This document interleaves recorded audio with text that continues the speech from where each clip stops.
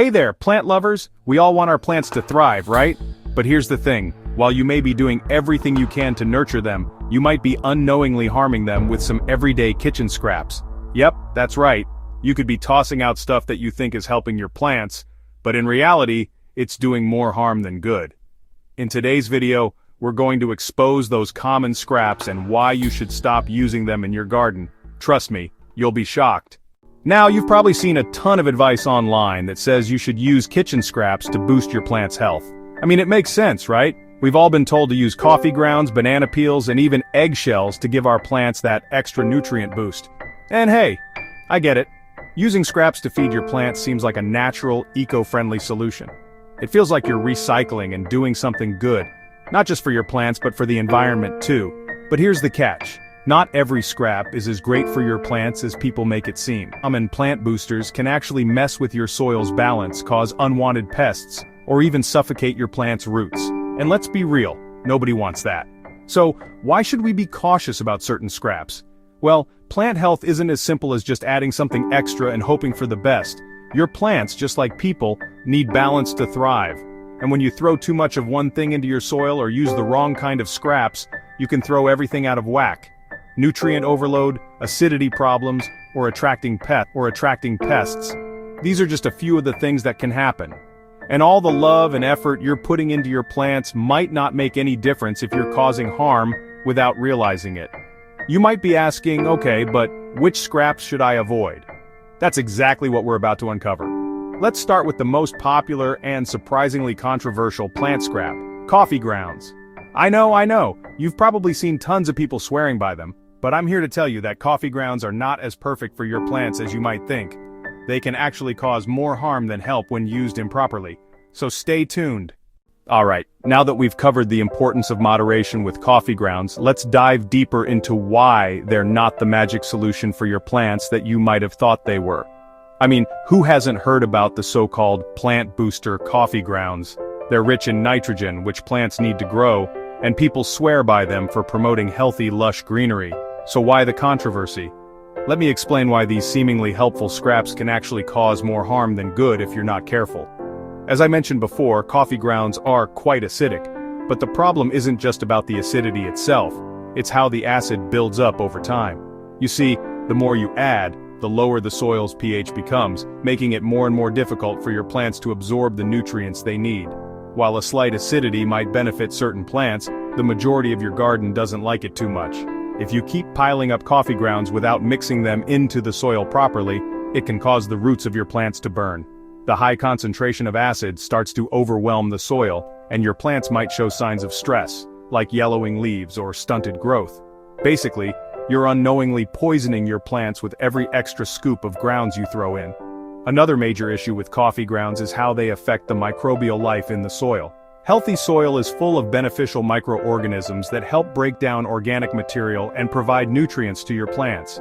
Coffee grounds, however, can disrupt this delicate balance. When you dump too much coffee directly into the soil, you could be creating an environment that's not ideal for those tiny creatures. The high acidity slows down the decomposition process and hinders the growth of helpful bacteria, which ultimately leads to poor soil health. Now I know what you're thinking, but wait, I've seen gardeners use coffee grounds and their plants look amazing.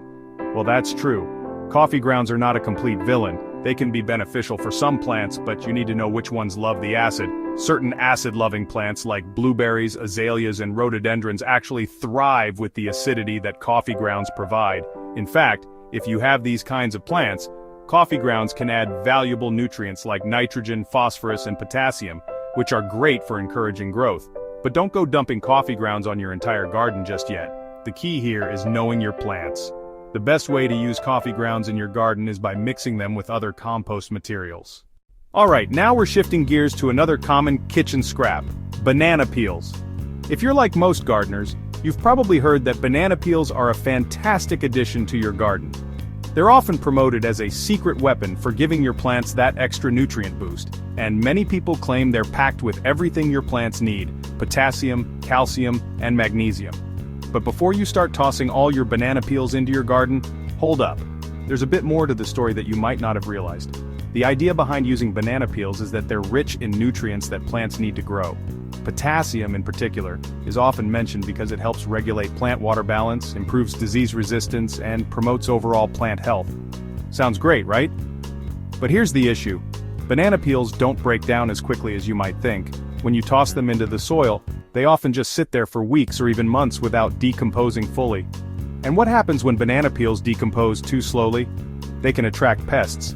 We're talking about ants, fruit flies, and even rodents who love the sweet scent of rotting banana peels. Instead of benefiting your plants, you might be inadvertently inviting a pest party to your garden. Not exactly what you want when you're trying to help your plants thrive. Now, I'm not saying you should throw your banana peels out. There is a way to make them work for your plants. The trick is to speed up their decomposition. Don't just toss them directly onto the soil, especially in large chunks. Instead, you can chop them up into small pieces or even dry them out before adding them to your garden. Cutting them up into smaller bits increases their surface area, allowing the decomposition process to happen much faster. Another option is to blend the banana peels into your compost bin. This way, they break down with other organic materials, speeding up the process and allowing them to mix in with other nutrients to create a more balanced compost. Alright, now that we've tackled coffee grounds and banana peels, let's look at some other kitchen scraps that you might be tempted to throw directly into your garden, thinking they're going to give your plants a boost. But spoiler alert, they could be doing more harm than good. We're talking about eggshells, citrus peels, and a few others that, when used incorrectly, can create more problems than benefits. So before you toss them into your compost bin or garden, let's break down why these popular scraps aren't as plant-friendly as you may think. Let's start with eggshells. Now I know what you're thinking. Eggshells are a great source of calcium, right? My plants need calcium to grow strong. And you're not wrong. Eggshells do contain calcium, which helps prevent blossom end rot in tomatoes and peppers and strengthens cell walls. But here's the kicker. If you don't crush them up properly before using them, they'll just sit in your soil for months or even years without breaking down. If you're just tossing them in the garden whole, they're not releasing their nutrients in a timely manner, and that means your plants won't be getting that calcium anytime soon. Worse yet, they can attract pests like slugs and snails, who love to munch on the shell fragments as they break down. So before you toss those shells, make sure to crush them into smaller pieces to speed up the decomposition process. Next up, let's talk about citrus peels. Everyone loves the smell of citrus, and it's tempting to think that the peels packed with essential oils would be a great addition to your garden. But the truth is, citrus peels can actually harm your plants by increasing the acidity of your soil. Citrus fruits like oranges, lemons, and limes are naturally acidic. When you toss those peels into your garden without composting them first, you're essentially adding a dose of acidity to the soil. While some plants, like azaleas and rhododendrons, love acidic soil, most garden plants don't. Too much acid can make your soil too acidic, throwing off the pH balance and creating an environment that's too harsh for your plants to thrive. So what's the big fix for all these scraps? Composting. When done right, composting can break down all kinds of kitchen scraps into rich, nutrient-packed soil that will give your plants everything they need to thrive. Instead of dumping them directly on your garden, compost your scraps to ensure they break down properly and provide balanced nutrition for your plants. The key to successful composting is variety. Mix your scraps with a good balance of green materials like fruit and veggie scraps, and brown materials like dry leaves, cardboard, or wood chips. This balance helps maintain the right conditions for decomposition, ensures your compost is nutrient-rich, and keeps your plants happy. So, there you have it. Some of the most common kitchen scraps that might be causing harm to your plants instead of helping them. Coffee grounds, banana peels, eggshells, citrus peels. When used incorrectly, these can do more damage than good. But don't worry, the solution is simple. Use these scraps in moderation, break them down properly, and most importantly, compost them. Composting is the key to giving your plants the nutrients they need without the risks. Now that you know which scraps to avoid and how to properly use the ones that are beneficial, it's time to take your gardening game to the next level. Want more plant care tips? Hit that subscribe button and give this video a thumbs up if you found it helpful. And don't forget to comment below, what other gardening myths or scraps do you want us to bust next? Happy gardening, and see you in the next video.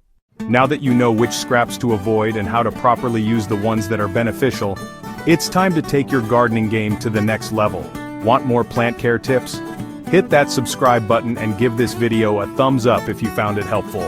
And don't forget to comment below, What other gardening myths or scraps do you want us to bust next? Happy gardening, and see you in the next video.